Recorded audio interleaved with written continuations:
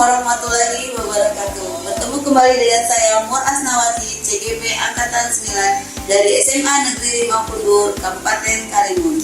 Kali ini saya akan mewawancari kepala sekolah saya, Ibu Turyang Artauli dari SMA Negeri 5 Kundur terkait pengambilan keputusan berdasarkan nilai kebajikan. Mari kita jumpai kepala sekolah. Selamat pagi Ibu. Selamat pagi. Terima kasih atas waktu Ibu telah berikan kesempatan kepada saya untuk membicarakan Ibu mengenai pengambilan keputusan berdasarkan nilai kebajikan universal. Baiklah Ibu, selama Ibu menjadi pimpinan di sekolah ini, adakah kasus-kasus yang berkaitan dengan kebajikan universal Ibu? Pasti. Yang namanya sekolah universal artinya yang terdiri dari berbagai ragam yang pasti universal. Ya, salah satunya ini Kasus apa nih yang mau kita tanyakan?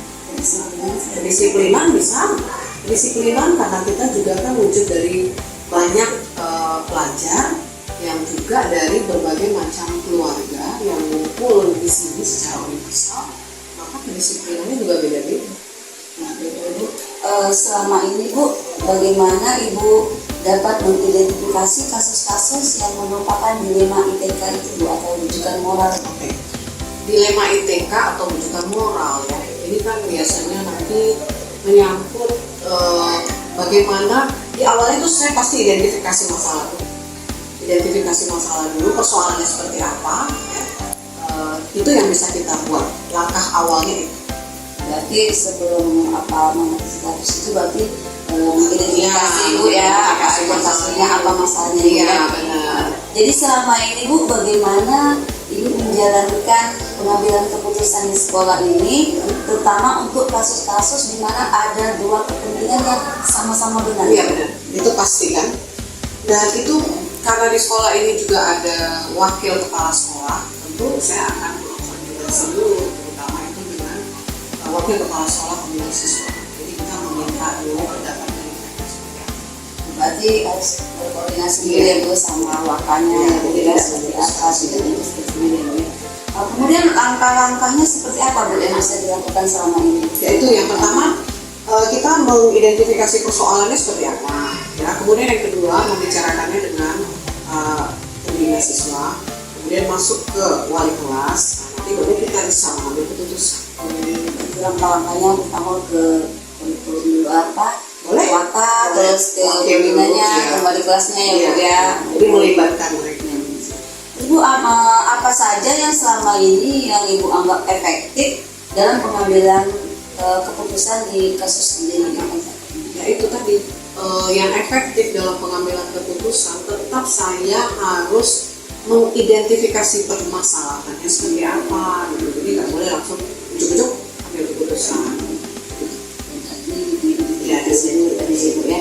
Jadi selama ini dalam pengambilan keputusan apa kira-kira sekiranya apa tantangannya Ibu? Tantangan dalam pengambilan keputusan kasus-kasus dilema kami. Tantangannya itu karena kita ini kan terdiri dari banyak manusia ya, yang pikiran juga beda-beda. Kadang kita sudah membuat keputusan seperti itu, tapi ada saja yang tidak mendukung keputusan itu. Nah, itulah persoalan yang sering timbul. Ya, ada tantangan pasti itu berbeda-beda ya. Kemudian Bu, untuk mengambil keputusan ini, apakah Ibu punya jadwal gitu dalam menyelesaikannya atau memang langsung di tempat keputusan? Enggak, pasti punya jadwal dulu. Biasanya kan kita bicarakan dulu siapa yang terlibat dalam persoalan ini, kemudian nanti mungkin ada nggak yang harus kita panggil dari luar untuk menyelesaikan masalah. Jadi terjadwal. Jadi nanti hari apa jam berapa terjadwal. Jadi nggak boleh langsung. Berarti kita ada jadwalnya yang ya, untuk berkumpul, bermusyawarah yang tidak kita putuskan saat itu juga ya. Nggak bisa mengambil keputusan yang terburu-buru itu. Iya. Jadi di sini Bu, dalam pengambilan keputusan, adakah seseorang atau faktor-faktor yang selama ini mempermudah, membantu Ibu dalam pengambilan keputusan? Pasti Ibu. Ada. Ya itu guru, wali kelas, mungkin wakil kepala sekolah, gitu. Bisa juga dari teman-teman dari siapa yang terkena masalah. terkait Ya, dengan termasuk komite salah satunya. berarti ada orang-orang yang membantu ya Bu ya, bukan dari Bukan hanya keputusan dari kepala sekolah, tidak bisa. Karena biar bagaimanapun yang lebih menguasai persoalan adalah mereka-mereka yang terjun dan langsung berhadapan dengan persoalan itu. Jadi dari semua hal yang disampaikan tadi Bu ya, pembelajaran apa yang dapat Ibu petik dari pengalaman Ibu mengambil keputusan dilema etika ini?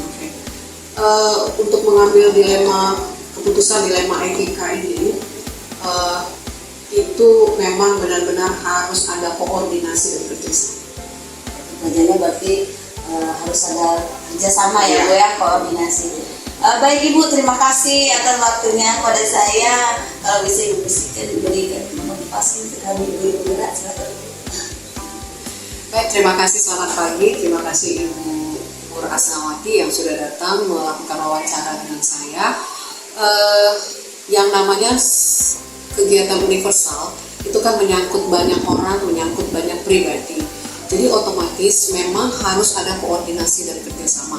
Jadi selaku guru yang memang nanti mewakili guru penggerak itu harus benar-benar bisa melihat bagaimana kondisional dari suatu sekolah supaya bisa memberikan keputusan yang bijak, bekerjasama, dan bisa memberikan contoh yang baik terhadap guru-guru lain dan menjadi panutan bagi anak-anak, artinya menjadi idola begitu dari anak-anak itu.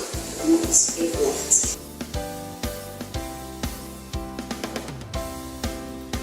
Assalamualaikum, selamat pagi Bu Aji.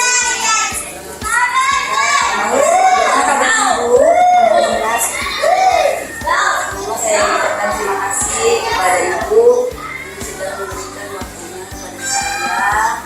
Di sini saya akan mewawancara Ibu mengenai pengambilan keputusan berdasarkan kebajikan universal. Selama Ibu menjadi kepala sekolah di SD Tua Umat ini bisa menjadi salah satu keputusan yang pernah dialami. Ini proses seperti apa?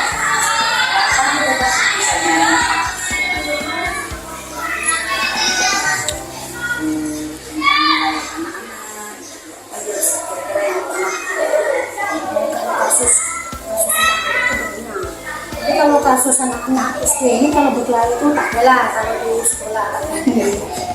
Tapi kalau kasus dia ada agak-agak sedikit lah. Ini kawan kan ada. Itu kan anak-anak kan kalau anak SD kan tak begitu berat. Karena kan kalau kita tegur dia bisa kita kasih